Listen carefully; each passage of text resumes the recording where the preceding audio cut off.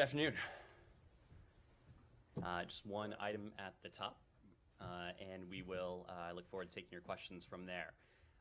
Quick update on air travel testing requirements. Starting on December 6th, today, all air travelers aged 2 and older, regardless of their nationality or vaccination status, are required to show a negative COVID test taken within 1 day of their departure to the United States. This policy applies to all air travelers, U.S. citizens, lawful permanent residents, and foreign nationals alike. The tighter testing timeline provides an added degree of public health protection as scientists continue to assess the Omicron variant. Foreign nationals traveling to the United States, with only limited exceptions, must also be fully vaccinated and provide proof of vaccination status prior to boarding their flight to the United States.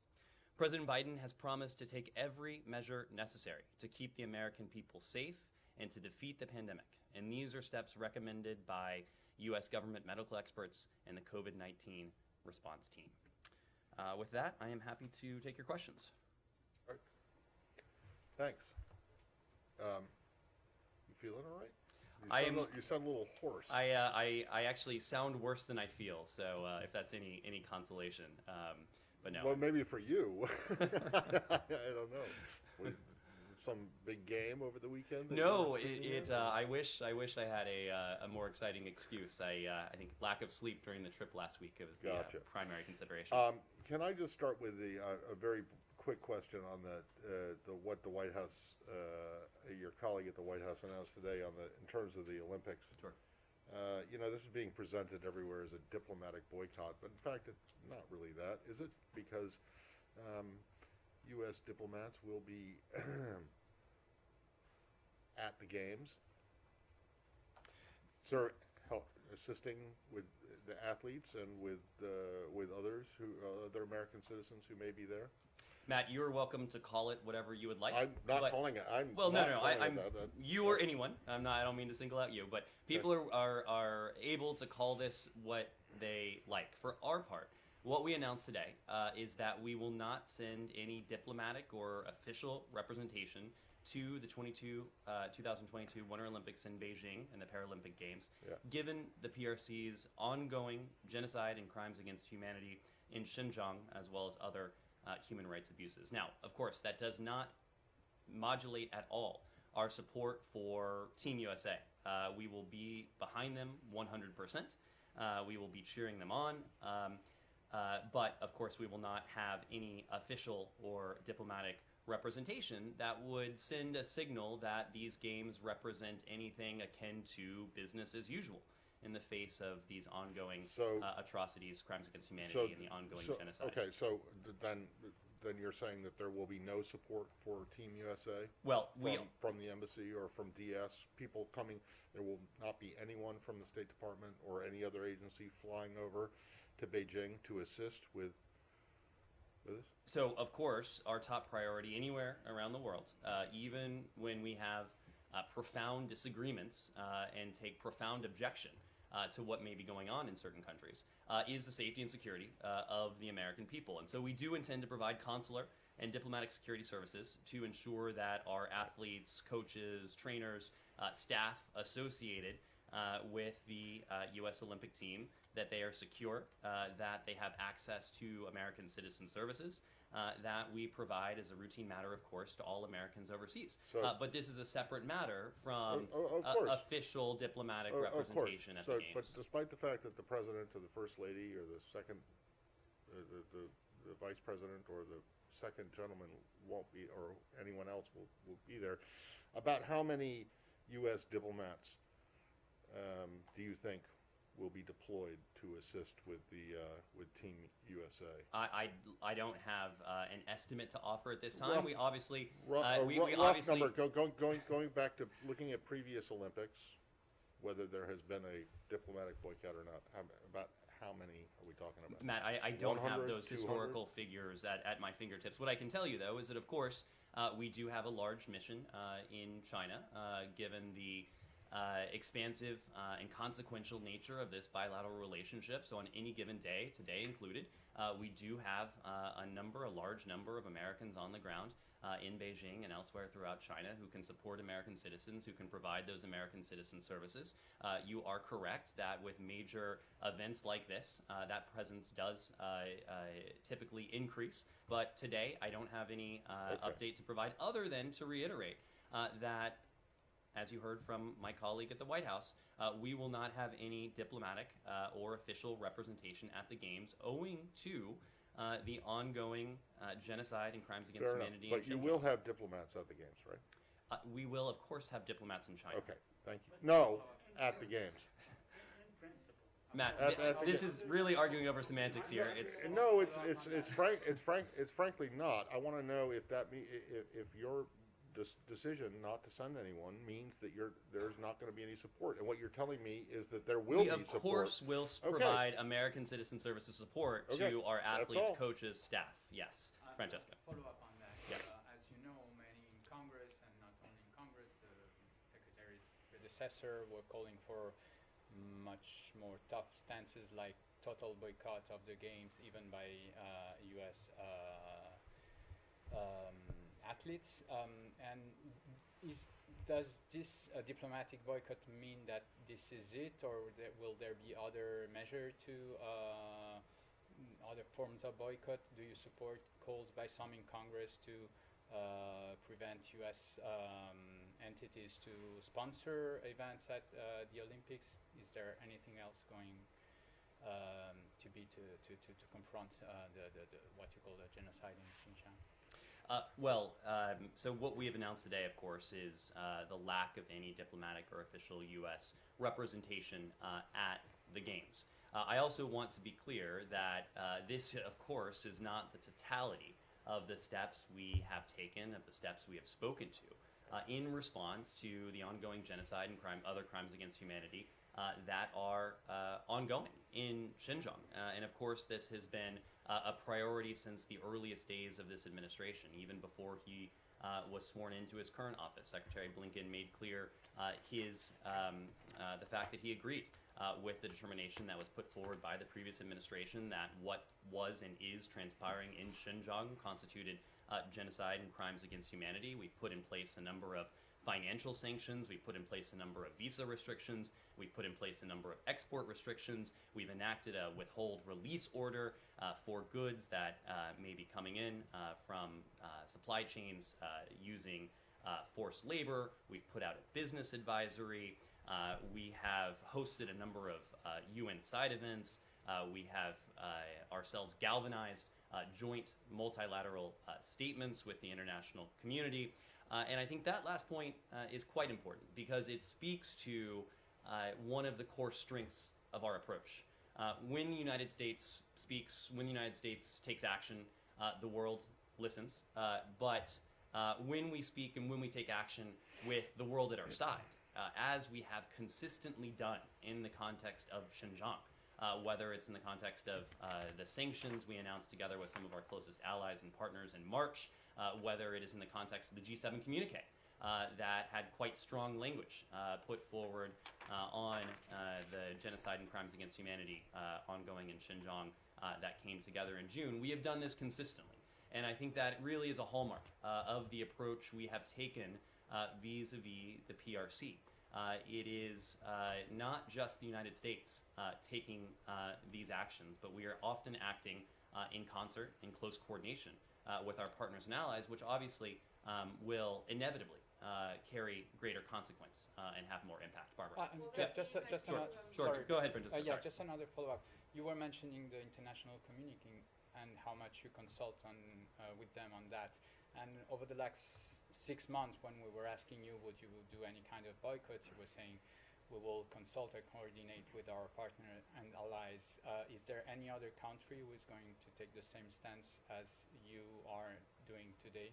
Well, we have routinely consulted with our partners and allies about the human rights abuses, including the ongoing genocide in Xinjiang.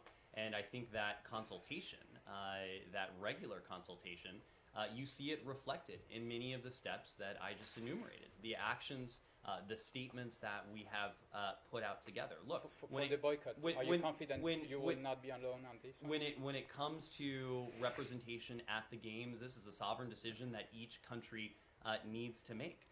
We fully expect that other countries will announce their decision in the coming days and weeks. The games are a few months away now, so I expect we'll be hearing more from other countries. But this is a sovereign decision that each country needs to make. Are you confident that other countries will do the same? We came to our decision based on the human rights abuses, including genocide and other crimes against humanity, that are ongoing in Xinjiang. What we know today is that there are many countries around the world, including many of our closest allies, who share these concerns. And you don't have to take my word for it.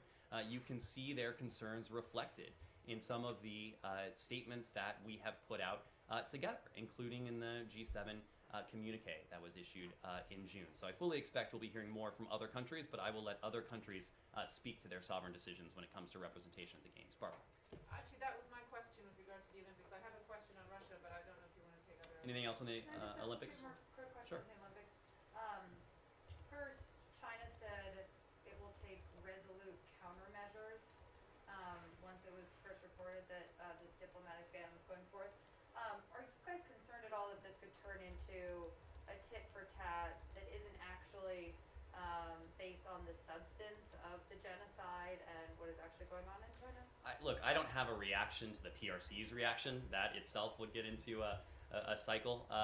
What I will say is that our approach is predicated on these genuine concerns that we have. Our concerns and the approach that we announced today is substantive, it is real, it is concrete. I don't want to try and preview, try and divine what we might see or hear from the PRC going forward. That is up for them to say. And then just one other thing, American companies that are backing the games, sponsors and the like, is there any message to those companies, or are you allowing them to go forth with their business interests, front and center? Well, we have gone to extraordinary lengths to send unambiguous messages to the international community, and that includes the private sector, about the concerns that we have with the human rights abuses that are ongoing in Xinjiang. We have done that by speaking out very publicly, by enacting sanctions, by moving forward with withhold release orders, with other steps that the Department of State, the Department of Treasury, the Department of Commerce, the White House, and others have put forward in response to what we have seen take place and what we have seen ongoing in Xinjiang. So the private sector has at its fingertips, and that this includes American companies, a large volume of information of the concerns that the United States has put forward, that we have put forward together with our partners and our allies, and it is up to them to make their own decisions about their practices in relation to what we have very clearly said is ongoing in Xinjiang. But that's a general message. What is your message to them about the Olympic Games specifically? Do you want them to join the Biden administration in boycotting these games? We want the private sector to be fully cognizant and to operate with full information with regard to what is transpiring in Xinjiang. It is not in this country, unlike other countries, the role of the government to dictate the practices that the private sector should adopt. But what we have done is put the private sector in a position to operate with full information. And we have engaged behind the scenes with the private sector as well. So again, it's not for us to dictate, but it is for us to make sure they're operating with a full sense of the information. Yes, Will. Yeah. When did you notify Beijing about this decision, if you did notify them? And would the State Department prefer to have an ambassador in place for the games, Ambassador Nick Burns, or at moments like this? How important do you think that is? It's a diplomatic boycott, or whatever you want to call it, as Matt points out, but there could be incidents that arise then, I assume. So this decision was rolled out over the past couple days. We've notified relevant stakeholders, but I don't have specifics to offer publicly in terms of what that entailed.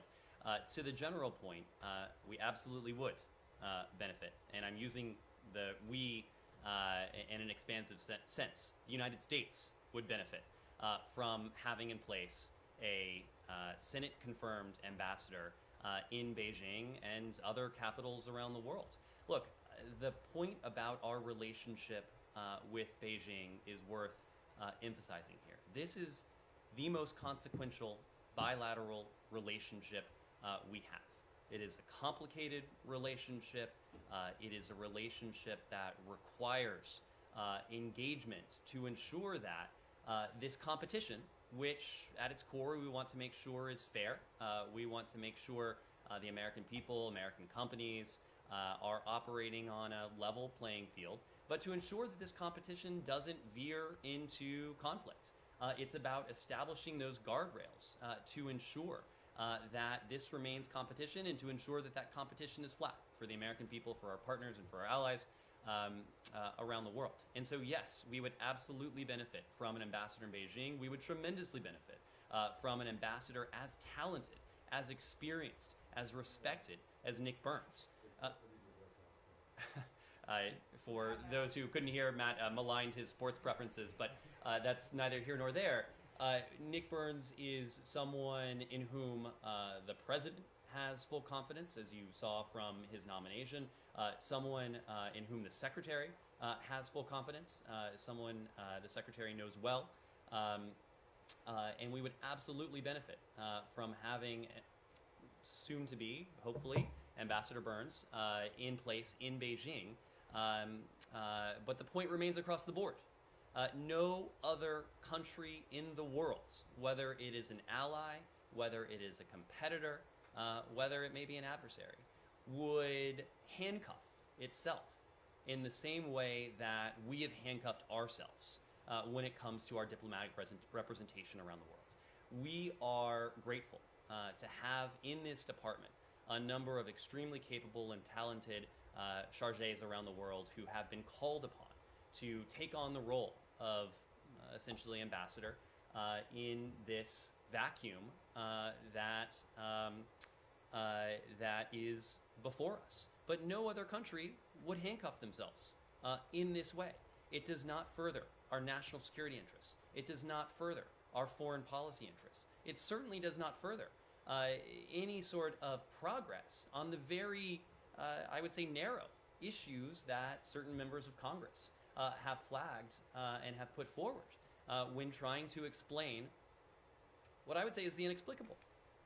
Their unwillingness to allow the United States to operate with its full team on the field.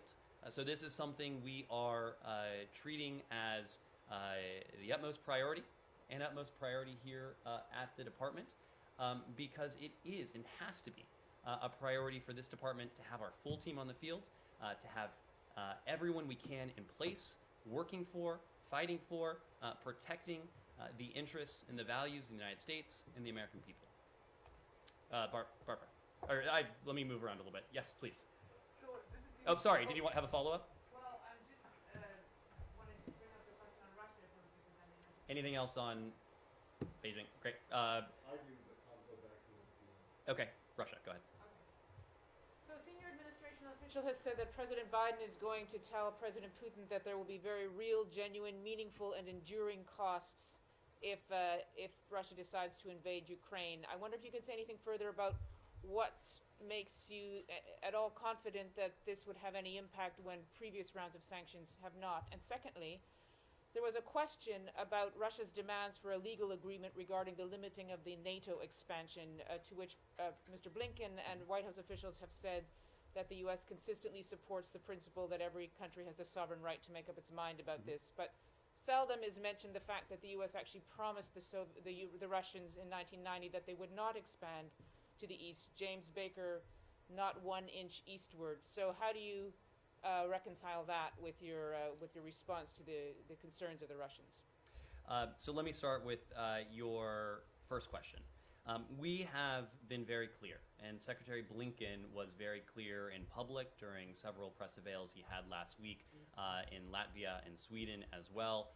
We have been crystal clear in private at the NATO summit at the OSCE ministerial in Stockholm about the concerns we have with Russia's ongoing aggression in Ukraine that has taken on different forms, including, of course, this military activity alongside Ukraine's borders, the misinformation, the disinformation, the propaganda, much of which has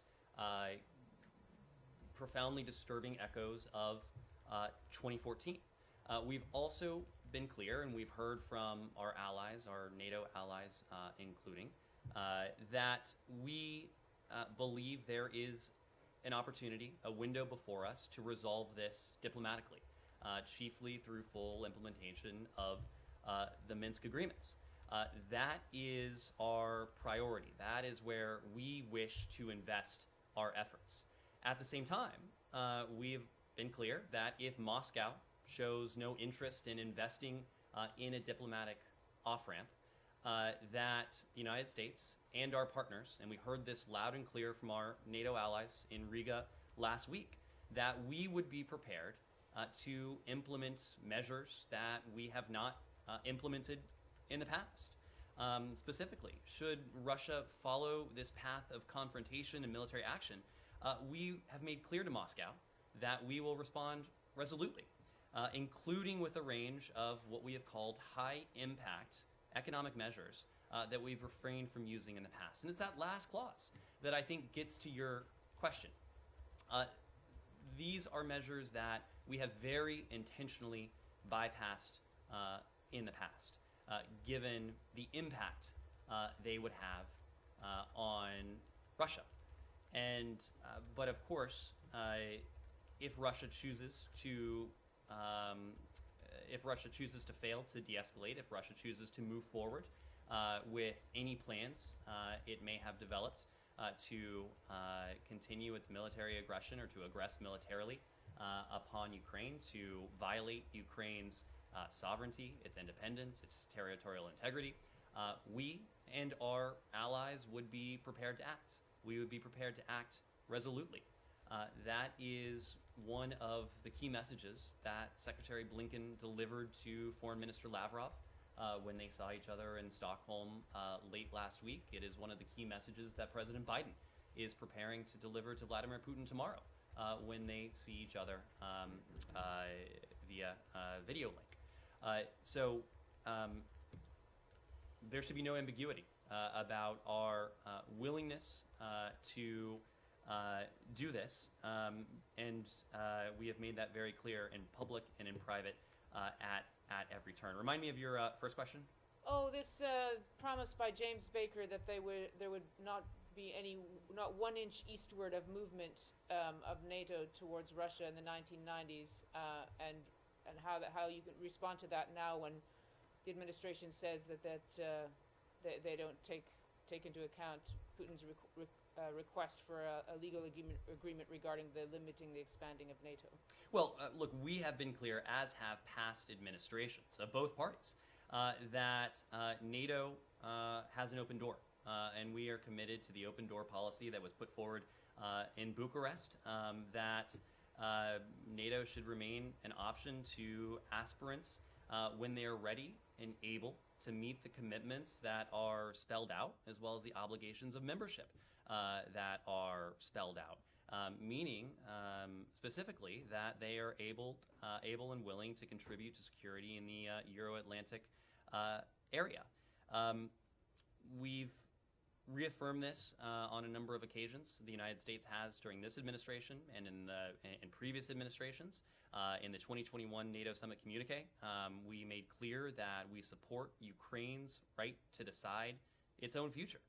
No one else should have a veto over what NATO decides to do, what a country like Ukraine seeks to do, that Ukraine specifically has the right to decide its own foreign policy course free from outside interference. This is a very core tenet of the rules-based international order that the United States has protected and defended and promoted around the world. It's not unique to the border demarcations between Russia and Ukraine.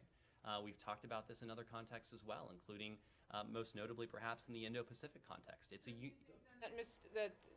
that Mr. Baker made a mistake in making that promise, or the U.S. government doesn't consider that a promise broken, or at least that understands why the Russians would be responding This this has way? been long-standing policy of the United States, going back administrations. It's been long-standing policy of NATO for years now, going back and most acutely reflected in Bucharest.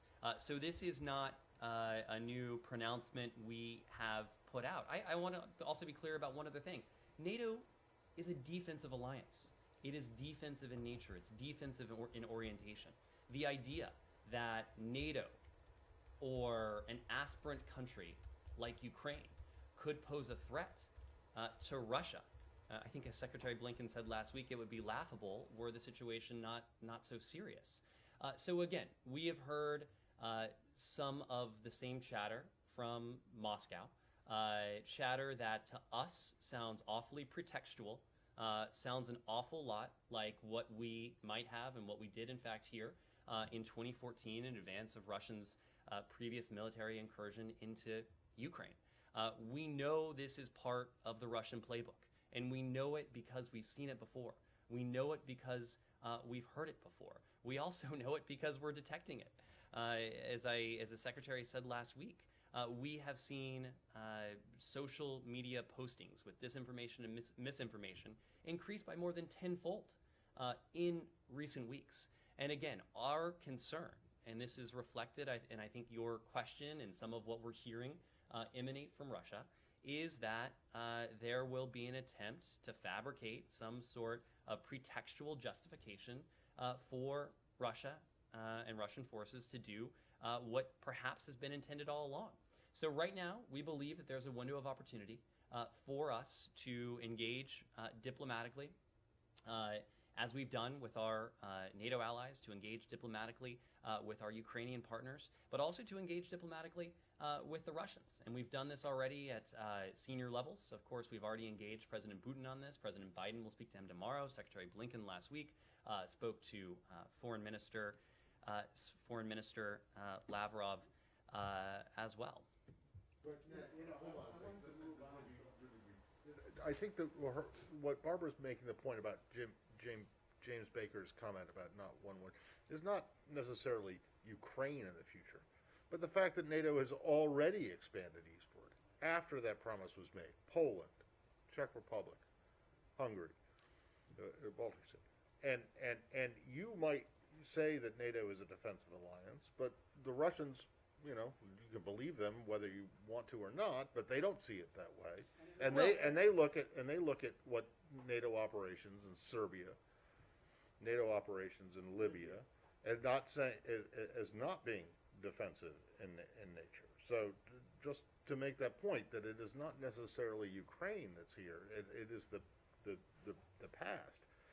And then just the one thing that I hope you can answer is the Secretary speaking with President Zelensky today? So on that, the Secretary, as I was walking out here, was on the phone with President Zelensky.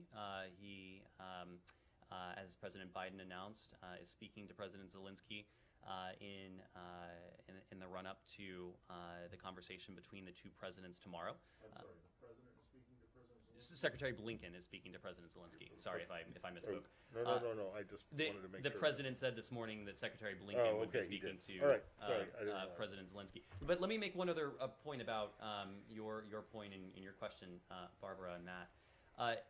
We are supportive of increased transparency, of dialogue between Russia and NATO. If there is misunderstanding about what NATO is, what NATO seeks to do, what NATO is doing, we certainly support engagement, we support dialogue, we support transparency, because we don't want there to be any ambiguity about what this alliance stands for and what this alliance is resolutely opposed to. So if that would be a means by which to increase some level of trust and confidence between Moscow and NATO, we would be in support of that. Tomorrow, that's precisely why President Biden will be engaging President Putin, because we believe there's no substitute for leader-level engagement. high-level engagement, the kind of engagement that you've seen between the Secretary and Foreign Minister Lavrov, that you saw between President Putin and President Biden in June in Switzerland, and what you'll see tomorrow as well. Said. Thank you. In all fairness, NATO has not always been defensive, as Matt pointed out, in Serbia and Libya and other places. Anyway. In all fairness, NATO has never been offensive towards Russia. What do you call NATO, what do you call their interference in Libya? What do you call what they did in I Libya? think Libya and Russia are, and we can I'm we just can have a saying separate that- conversation no, about that's a different conversation. the I NATO mission agree. in Libya. But to call to say that Russia and Libya are synonymous, I'm not sure that is something that. In fact, I'm quite confident that's something that this department would Okay, not all subscribe right. to. Let me move on to the Palestinian issue, if I may. Okay, I want to ask you, what is the status of the reopening of the Jerusalem consulate? Where are we? We've been very clear in terms of our position on this. I don't have an update to offer. Why not? Why not have a, let's say, on this date, next March 21, whatever it is, we shall reopen the Jerusalem embassy. What stands in making a statement like this, pointing out a time when the consulate is likely to reopen? This is something that we're working on, Saeed. It's something that we've spoken to. We have been quite clear about our position, but again, I just don't have a tactical update to provide. Okay, let me also ask you about the visa waiver for Israeli citizens. What is the status of the waiver for Israeli citizens, and how does Israel's treatment of Palestinian American work into this waiver? I think we've spoken to this before in the context of a high-level Israeli delegation that was here in Washington, D.C. a couple months ago. We continue to support steps in the bilateral relationship that support both the American people and the Israeli people. And one such step, we believe, is working together towards Israel fulfilling the requirements that are laid out in the visa waiver program. This is a determination that the Secretary of Homeland Security, in consultation with the Secretary of State, is authorized to make. And the Secretary of Homeland Security, in consultation with Secretary Blinken, will be in a position to determine when a country has met all of the requirements that have been set out by the visa waiver program. So in the course of those requirements, we take a look at the totality of the conditions of conduct, of actions, and all appropriate factors will be weighed. And lastly, it's been reported in the Israeli press that Secretary Blinken spoke with Prime Minister Bennett and basically told him to cut it out on expansion of settlements and so on. Could you share the content of that conversation with us?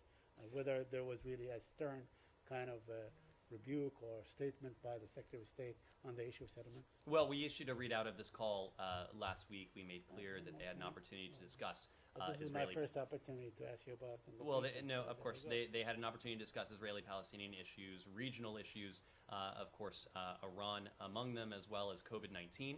Secretary Blinken, I believe, was asked about this in Europe last week. He characterized it as a good conversation. But our position when it comes to settlement activity is clear, and it has not changed. We continue to believe that it's critical for Israelis and Palestinians to refrain from steps that exacerbate tensions and that otherwise undercut efforts to advance and negotiate a negotiated two-state solution. Yes. So Germany is becoming a new government, and with our new foreign minister Annalena Baerbock, who is a long-standing opponent towards Nord Stream 2, I wonder what the expectations are from Secretary Blinken, especially given the situation in Ukraine, to finally kind of stop this project. Well, your incoming foreign minister, a longstanding opponent to Nord Stream 2, is going to have a counterpart here who is a longstanding opponent to Nord Stream 2. So in that sense, they will share that view. We've had an opportunity to discuss Nord Stream 2. We've had an opportunity to discuss a whole suite of issues related to Russia's ongoing aggression against Ukraine and the potential that Russia might seek to use other tools at its disposal to attempt to destabilize or to intimidate or to coerce Ukraine. And of course, we look at Nord Stream 2 in that context. It's precisely why we worked with the Merkel government so concertedly over the course of many months to arrive at the joint statement that together our countries put out in July, I believe it was. More than just words on a piece of paper, it was a very comprehensive plan that laid out the ways in which Germany committed to supporting Ukraine's energy independence, to supporting Ukraine's energy transition, and to taking steps that would make very clear to Moscow and to anyone else that if the Russians attempted to weaponize energy, if they attempted to exert influence over Ukraine using Nord Stream 2, they would be prepared to take steps, including at the national level, including sanctions in a response to that. So we've continued to discuss these issues with our German allies, with our Ukrainian partners, and I fully suspect we'll have another opportunity soon to discuss it with our German Follow up, counterparts. might this be part of the conversation tomorrow with President Biden and President Putin, Nord Stream 2 and possible sanctions? Might this come up? I will let the White House characterize, I imagine, after the call what was discussed. But as you heard from the White House earlier today, the agenda, of course, will include Russia and Ukraine. It will include other issues like strategic stability. It will include Iran. It will include other bilateral issues as well. But I expect the White House will be speaking to the call after it takes place. Yes? So, Secretary Blinken, and you were recently in Latvia, right? I hope the trip went well. Very well. 40% of population Latvia Russian speaking, and spokeswoman of Russian Ministry of Foreign Affairs, Maria Zakharova, often condemns the discrimination of Russian-speaking population, eradication of education in Russian languages, and persecution of journalists. Recent case is the case of journalist Yuri Alexeyev, who was sentenced for 1 year and 2 months for which seems to be a politically motivated case. So State Department often criticizes countries like Russia, China, and Belarus for violation of human rights. So the question is State Department ready and willing to apply the same standards on US allies and partners like Latvia is, as it applies to other countries, and ready to criticize them in case of violation of human rights and put aside those double standards? Well, our standards are not subjective. Our standards are universal in their applicability, and they're universal in the way we apply them. And so whether the country is a friend, whether it is a competitor, whether it is somewhere in between, our standards are our standards, and our values are our values. When it comes to Latvia, we are very fortunate that we share common values with Latvia. Next year, I believe, will mark 100 years of diplomatic relationship with Latvia. Never recognized Soviet occupation of Latvia, stood with the Latvian people during the darkest days of the Cold War, and Latvia has emerged from those dark days of the Cold War as a leading voice in Europe for many of the shared interests and the shared values that unite us. I'm not familiar with the details of that case, but if we have a reaction, we'll be sure to pass it on to you. And I'm sorry, there are a dozen other journalists are being under investigation right now in Latvia. Thank you.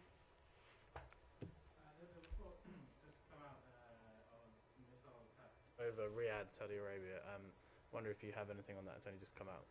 I saw very initial reports as I was coming out here. Of course, we have made very clear that we stand with our Saudi partners who have, for quite some time, endured terrorist attacks by the Houthis in Yemen. I don't have a specific reaction to the report you mentioned just because I don't have the full information in front of me, but certainly we have seen a pattern at play where the Houthis have demonstrated through their actions on the ground, including their offensive against Marib, through their continuing attacks against Saudi Arabia, including attacks that have the potential to inflict grievous harm on civilians in Saudi Arabia.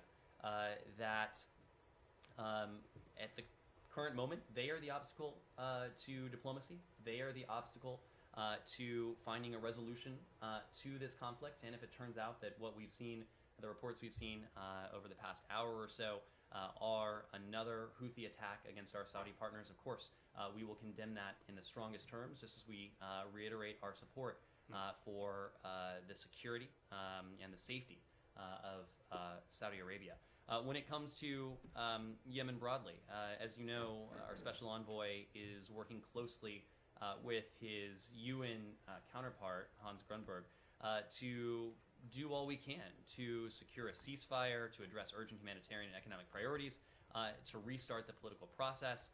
And he's doing so, they are doing so, leveraging the unprecedented international consensus we have helped to build on Yemen. The United States has helped to bring together the region and countries beyond, but it is also the case that the Houthis and their reprehensible activity, their reprehensible behavior, have helped unite the world against them, to demonstrate to the world that, at least at the present, they are not interested in diplomacy. They do not appear interested in peace. It is our goal to change that, working with our Saudi partners, working with the Republic of Yemen government, working with other partners in the region, including Hans Grunberg and the UN, to jumpstart this diplomatic process, to see to it if we can put in place a ceasefire, to see to it if we can increase humanitarian access to the people of Yemen. Because after all, it's the people of Yemen who are suffering the most, and who are suffering the most primarily from what we have seen from the Houthis, from their ongoing offensives, from their unwillingness to allow sufficient flows of humanitarian aid into parts of the country that continue today to represent and to entail the world's worst ongoing humanitarian catastrophe by many analyses and by most estimates.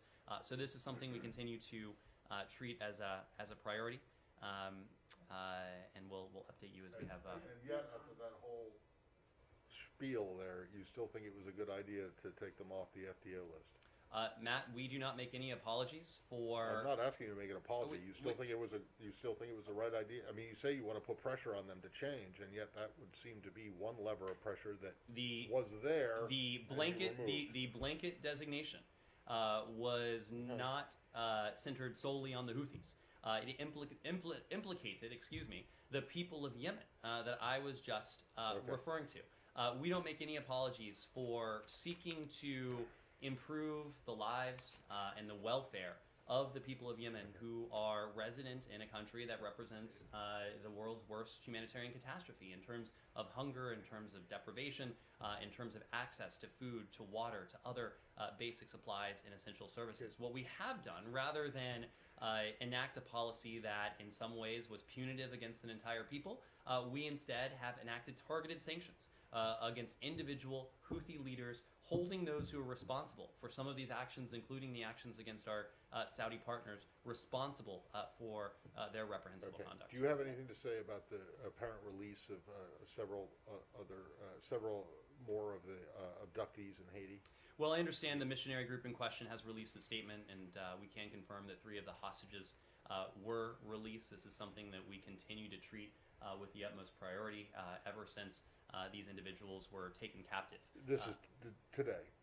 You're talking this most recent. That's correct. That's correct. And so, of course, a number of U.S. citizens remain hostage in Haiti.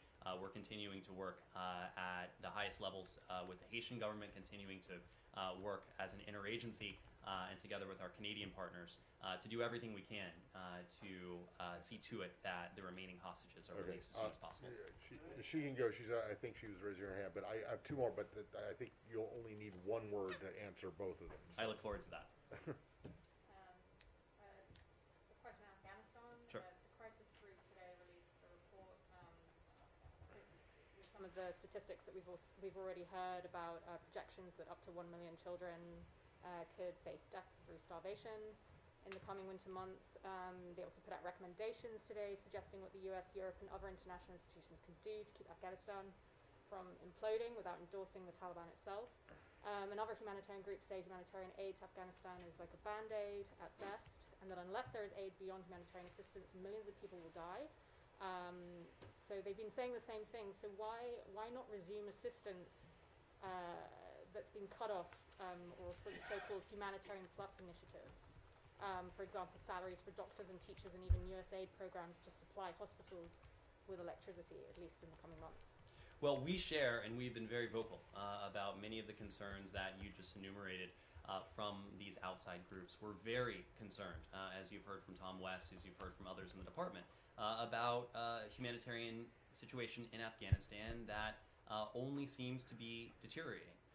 This is the result of many things: years of war, drought, and of course the Taliban's forced takeover of the country and the continued absence of a functioning financial system. All of them have come together in this confluence and have produced a severe humanitarian crisis that we're witnessing now. You know, I think the fact is that even before the Taliban took over in Kabul, Afghanistan's economy, it was impaired by many structural impediments.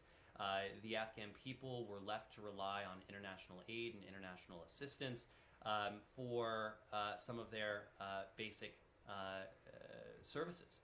International aid, I believe it is, funded 75% of Afghanistan's public expenditures and represented about 40% of the country's GDP.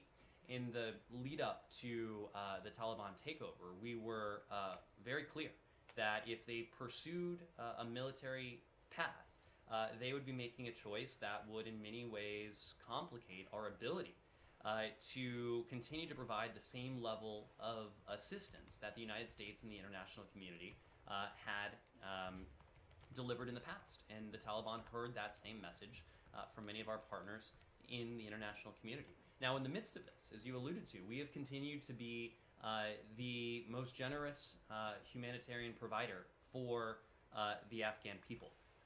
So far, we have provided nearly $474 million in fiscal year 2021. We've provided more than $4 billion since the United States engaged in Afghanistan in 2002. We've taken other steps that would help facilitate the provision of services and aid to the Afghan people. As you know, the Treasury Department has issued licenses to make clear that the United States is not standing in the way of humanitarian assistance and humanitarian aid for the Afghan people. It sends a signal, a very explicit signal, to countries around the world, to NGOs and others, that the United States is supportive of aid and services to the Afghan people who have long been suffering even prior to the Taliban takeover. Our assistance is providing life-saving services in many ways. It's providing life-saving food, shelter, water, medical care to Afghans in need. Our partners on the ground, they remain operational, and they've been able to make good use of some of the $474 million that we provided in this fiscal year alone. Right now, for instance, our partners are conducting winterization assessments in 23 of Afghanistan's 34 provinces, and they plan to begin related relief commodity distributions in the weeks ahead. We previously have spoken to the health care that our funding is providing, the food and nutrition support that our humanitarian aid and assistance is providing. So the United States has stepped up. We continue to call upon the international community to do more of the same in some cases, or to do the same in the case of other countries, and including those in and near the region who have yet to provide the sort of meaningful support that the Afghan people need.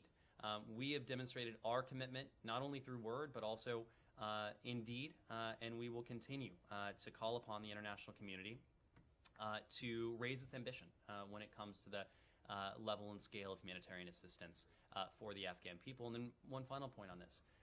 In our engagement with the Taliban, we have made very clear to them, and we made clear to them before they took over Kabul, and certainly after, including last week when Special Representative for Afghanistan Tom West met with senior Taliban delegation, that we would be looking to the Taliban's conduct in key areas.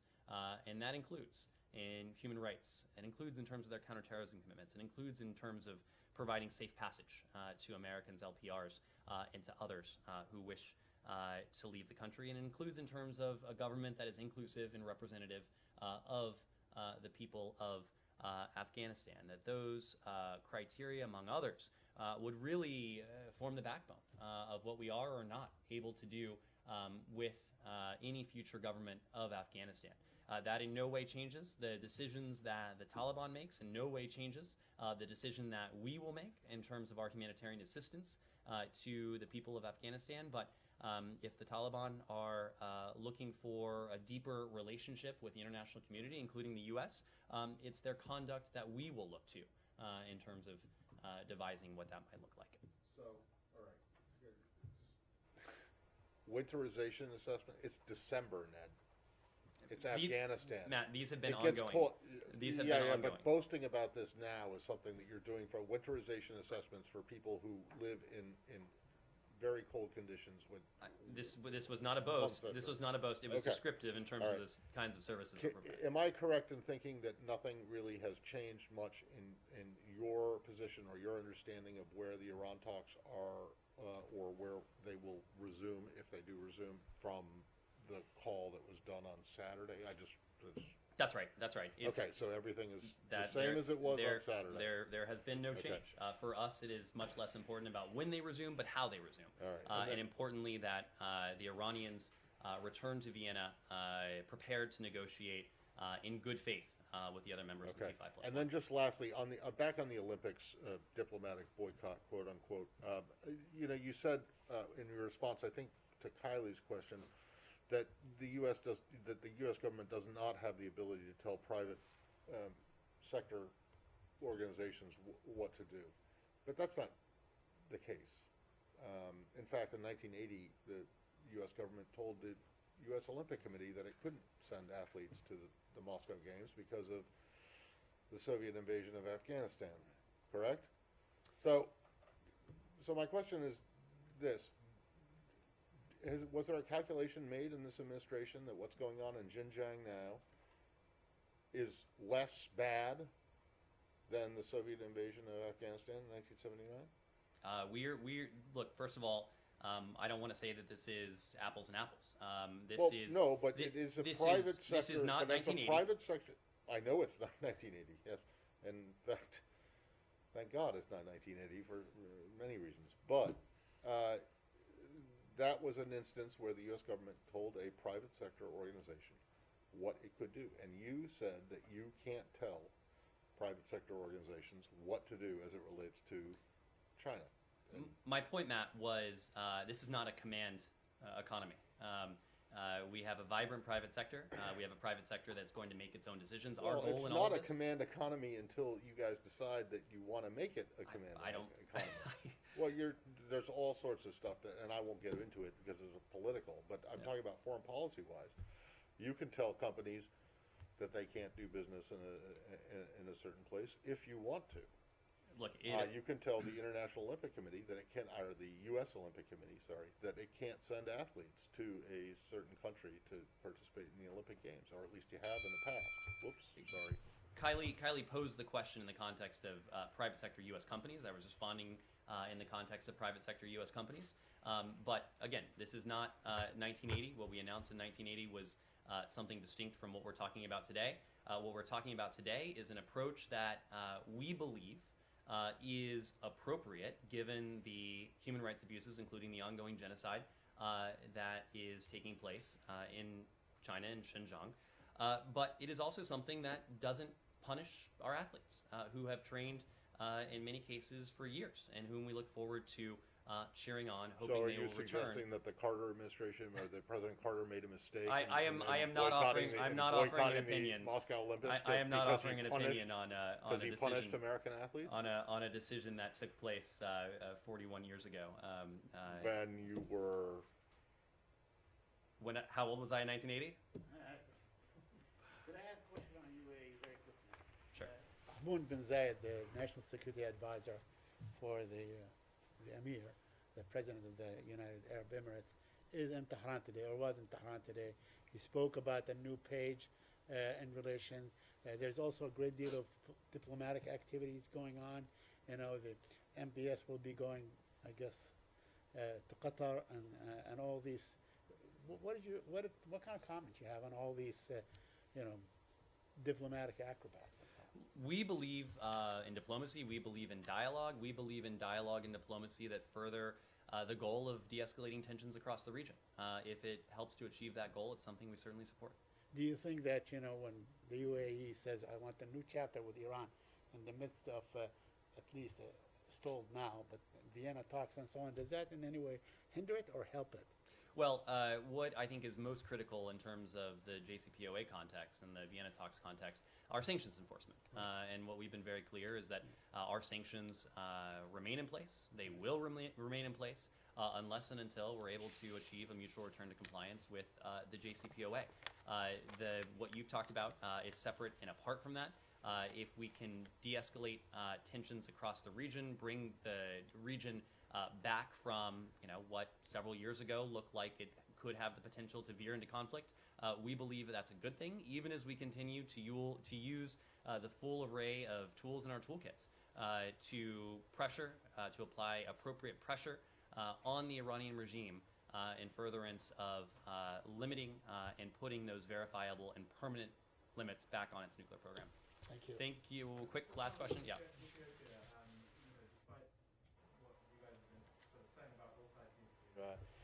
Seek diplomatic solutions, political solutions rather than conflict. The government has announced that it's retaken some cities. So obviously, fighting is still, is still sort of intensely going on. And there was a joint statement that you put out and specifically mentioned the reports of widespread arrests of ethnic Tigrayans. Wonder sort of beyond this joint statement, which is strongly worded statement, but and it says this likely constitutes violations of international law. Are you sort of considering specific sanctions over these mass detentions, over the sort of ethnic aspect of what's happening in Syria? Well, as you saw in the joint statement we issued today, we and many of our close partners issued, as you said, a strong call, a strong condemnation against the conduct that we've seen. We call on the government of Ethiopia to cease its mass detentions on the basis of ethnicity. I don't want to preview steps we're preparing or prepared to take. Right now, our focus is on calling on the government of Ethiopia to cease this practice. But I think, Simon, as you know, we have a number of tools in our toolkit, including an executive order that was promulgated a couple months ago that would allow us to respond to human rights abuses if and when we deem appropriate. We've already employed it in the context of the Eritreans, but it is an executive order that has broader potential applicability if we deem it to be appropriate. In the meantime, to all parties, our message is and remains very clear. What we are seeking is an immediate cessation of hostilities, negotiations without preconditions leading to a national dialogue, unhindered humanitarian access for all those in need regardless of their ethnicity or geography, and an immediate end, as I just said, to human rights abuses and to violations as well. Thank you very much.